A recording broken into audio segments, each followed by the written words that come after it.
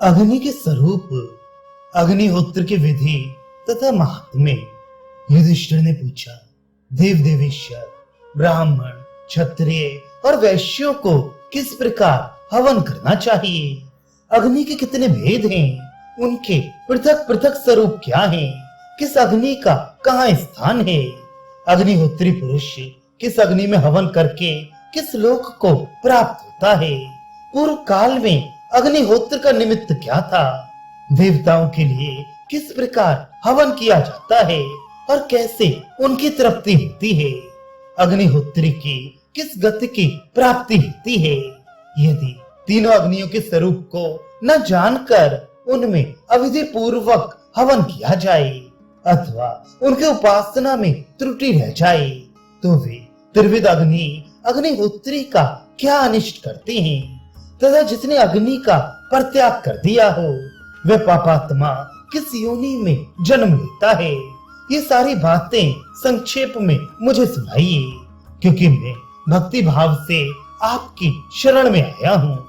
भगवान, आप सर्वज्ञ हैं, सबसे महान हैं, अतः आपको मैं नमस्कार करता हूँ।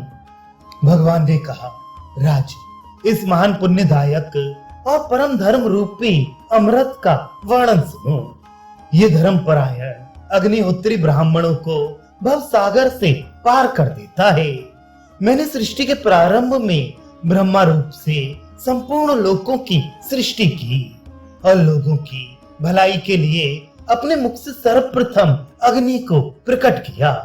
इस प्रकार अग्नि तत्व मेरे द्वारा सब भूतों के आगे उत्पन्न हुआ है। इसलिए पुराणों के ज्ञाता मनुष्य विद्वान उसे अग्नि कहते हैं।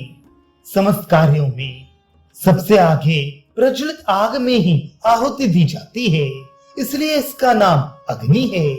यह भली भांति पूजित होने पर ब्राह्मणों को अग्र गति परम पद की प्राप्ति कराता है। इसलिए भी देवताओं में अग्नि के नाम से विख्यात है।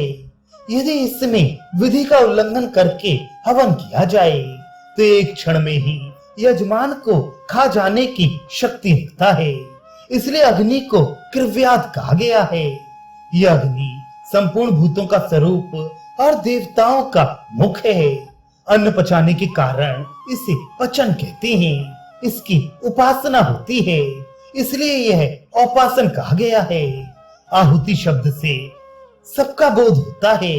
उस सर्वस्वरूप आहुति में अग्नि का आवसत निवास है। अतः ब्रह्मवादी पुरुषों ने उसे आवसत्य बतलाया है। जिस ब्राह्मण के यहाँ धर्म के अनुसार पंच महायज्ञों का अनुष्ठान होता है वे चंद्रमंडल के मध्य में होकर ऊर्ध्व गति को प्राप्त होता है। इंद्र और मन बुद्धि पर संयम रखने वाले सिद्ध सप्तऋषि गण अग्नि की आराधना में तत्पर रहने के कारण ही देवताओं के स्वरूप को प्राप्त हुए हैं। दूसरे विद्वान आप सत्य अग्नि को ही पंचाग्नि कहते हैं, क्योंकि उसी में पंच महायज्ञों की स्थिति है। स्थाली पाक तथा गृह कर्म सब इसी में प्रतिष्ठित हैं। गृह कर्म का आधार होने के कारण इसे गृहपति भी कहते हैं। कुछ ब्रह्मवेत्ताओं के मत में औपासन, आवसत्य, सभ्य और पचन नामक अग्नि भी यही है। ऐसा ही मेरा भी मत है। राज, अब एकाग्र चित्त होकर अग्निहोत्र का प्रकार सुनो। गुण के अनुसार नाम धारण करने वाले जो त्रिविध अग्नि हैं, उनके संबंध में यहाँ कुछ बातें बताई जाती हैं। ग्रहों का आधिपत्य ही गृहपत्य माना गया है। ये गृहपत्य जिस अग्नि में प्रतिष्ठित है वही गार्हपत्य अग्नि के नाम से प्रसिद्ध है। जो अग्नि यजमान को दक्षिण मार्ग से स्वर्ग में ले जाता है उसे ब्राह्मण लोग दक्षिणाग्नि कहते हैं। आहुति शब्द सर्व का वाचक है और हवन नाम है हव्य का। सब प्रकार के हव्य को स्वीकार करने वाला वहन आहवनीय अग्नि कहलाता है।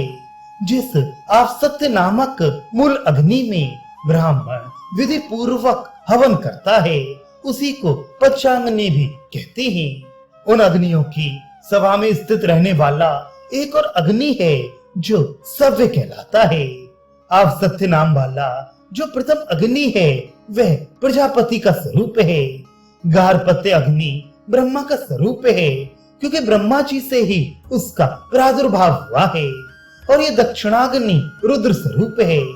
होम के आरंभ से लेकर अंत तक जिसके मुख में आहुति डाली जाती है वह आहवनीय अग्नि स्वयं मैं हूँ। सभ्य नामक जो पंच अग्नि है वह स्वामी कार्तिकेय का स्वरूप है। पृथ्वी गार्हपत्य अग्नि, अंतरिक्ष दक्षिणाग्नि और स्वर्ग आहवनीय अग्नि है। इस प्रकार अग्नि के 3 भेद माने गए हैं। गार्हपत्य अग्नि गोलाकार है, क्योंकि उसकी स्वरूपभूता पृथ्वी गोल है। अंतरिक्ष का आकार अर्धचंद्र के समान है, इसलिए दक्षिणाग्नि भी वैसा ही माना गया है। स्वर्गलोक निर्मल, निरामय और चौकोना है, इसलिए आहवनीय अग्नि भी चौकोना ही बतलाया गया है। जो गार्हपत्य अग्नि में हवन करता है वह पृथ्वी पर विजय पाता है। दक्षिणाग्नि में हवन करने वाला पुरुष अंतरिक्ष को जीत लेता है, किंतु जो मनुष्य भक्ति युक्त चित्त से प्रतिदिन आहवनीय अग्नि में हवन करता है वह पृथ्वी, अंतरिक्ष और ऋषियों सहित स्वर्गलोक पर भी अधिकार प्राप्त कर लेता है। यज्ञों में सब ओर से अग्नि के मुख में हवन किया जाता है, इसलिए वह अत्यंत कांतिमान अग्नि आहवनीय संज्ञा को प्राप्त होता है। अग्निहोत्र अथवा अन्य यज्ञों में होम के आरंभ से ही अग्नि के भीतर आहुति डाली जाती है, इसलिए भी उसे आहवनीय कहते हैं। जो द्विज आप सत्य नामक मूल अग्नि में विधिवत हवन करता है वह अपनी पत्नी के साथ सप्तऋषि लोक में जाकर आनंद भोगता है तथा वह समस्त अग्नियों का प्रिय हो जाता है। आप सत्य अग्नि में जो होम किया जाता है उसको अग्निहोत्र कहते हैं। वह हो अर्थात दुख से यजमान का त्राण करता है, इसलिए अग्निहोत्र कहा गया है। आत्मवेत्ता विद्वानों ने आध्यात्मिक, आधिदैविक और आदि भौतिक ये 3 प्रकार के दुख बतलाए हैं। विधिवत होम करने पर अग्नि इन तीनों प्रकार के दुखों से यजमान का त्राण करता है, इसलिए उस कर्म को वेद में अग्निहोत्र नाम दिया गया है। विश्व विधाता ब्रह्मा जी ने ही सबसे पहले अग्निहोत्र को प्रकट किया। वेद और अग्निहोत्र सदा उत्पन्न हुए हैं, इनका दूसरा कोई कर्ता नहीं है। वेदाध्ययन का फल अग्निहोत्र है, अर्थात वेद पढ़कर जिसने अग्निहोत्र नहीं किया उसका वह अध्ययन निष्फल है। शास्त्र ज्ञान का फल शील और सदाचार है। स्त्री का फल रति और पुत्र है तथा धन की सफलता दान और उपभोग करने में है। तीनों वेदों के मंत्रों के संयोग से अग्निहोत्र की प्रवृत्ति होती है। ऋक, यजुर और सामवेद के पवित्र मंत्रों तथा मीमांसा सूत्रों के द्वारा अग्निहोत्र कर्म का प्रतिपादन किया जाता है। वसंत ऋतु को ब्राह्मण का स्वरूप समझना चाहिए तथा वह वेद की योनि रूप है, इसलिए ब्राह्मण को वसंत ऋतु में अग्नि की स्थापना करनी चाहिए। जो वसंत ऋतु में अग्नि अध्ययन करता है उस ब्राह्मण की श्री वृद्धि होती है तथा उसका वैदिक ज्ञान भी बढ़ता है। क्षत्रिय के लिए ग्रीष्म ऋतु में अग्नि ध्यान करना चाहिए। जो क्षत्रिय ग्रीष्म ऋतु में अग्नि स्थापना करता है उसकी संपत्ति प्रजा, पशु, धन, तेज, बल और यश की अभिवृद्धि होती है। शरत काल की रात्रि साक्षात वैश्य का स्वरूप है, इसलिए वैश्य को शरद ऋतु में अग्नि का आधान करना चाहिए। जो वैश्य शरद ऋतु में अग्नि स्थापना करता है उसकी संपत्ति प्रजा, आयु, पशु और धन की वृद्धि होती है। सब प्रकार के रस, घी आदि स्निग्ध पदार्थ, सुगंधित द्रव्य, रत्न, मणि, स्वर्ण और लोहा, इन सब की उत्पत्ति अग्निहोत्र के ही लिए हुई है। अग्निहोत्र को ही जानने के लिए आयुर्वेद, धनुर्वेद, मीमांसा, विस्तृत न्याय शास्त्र और धर्म शास्त्र का निर्माण किया गया है। छंद, शिक्षा, कल्प, व्याकरण, ज्योतिष शास्त्र और निरुक्त भी अग्निहोत्र के ही लिए रचे गए हैं। इतिहास, पुराण, गाथा, उपनिषद और अथर्ववेद के कर्म भी अग्निहोत्र के ही लिए हैं। तिथि, नक्षत्र, योग, मुहूर्त और करण रूप काल का ज्ञान प्राप्त करने के लिए पूर्व काल में ज्योतिष शास्त्र का निर्माण हुआ है। ऋग्वेद, यजुर्वेद और सामवेद के मंत्रों के छंद का ज्ञान प्राप्त करने के लिए तथा संशय और विकल्प के निराकरण पूर्वक उनका तात्विक अर्थ समझने के लिए छंद शास्त्र की रचना की गई है। वर्ण, अक्षर और पदों के अर्थ का, संधि और लिंग का तथा नाम और धातु का विवेक होने के लिए पूर्व काल में व्याकरण शास्त्र का प्रणयन हुआ है।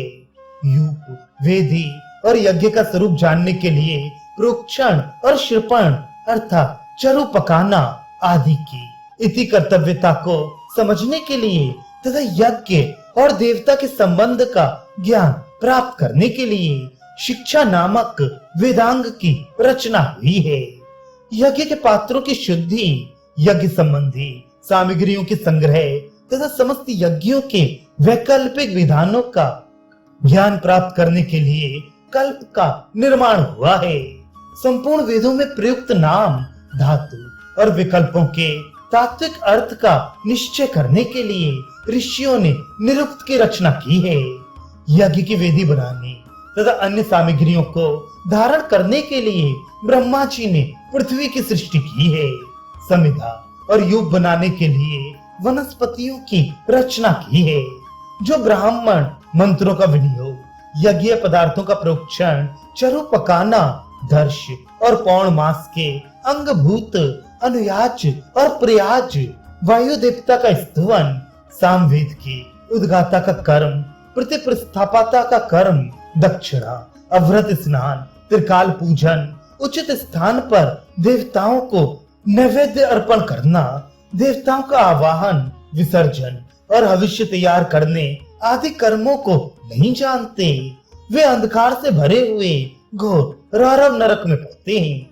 स्वर्ण और चांदी ये यज्ञ के पात्र और कलश बनाने के काम लेने के लिए पैदा हुए हैं।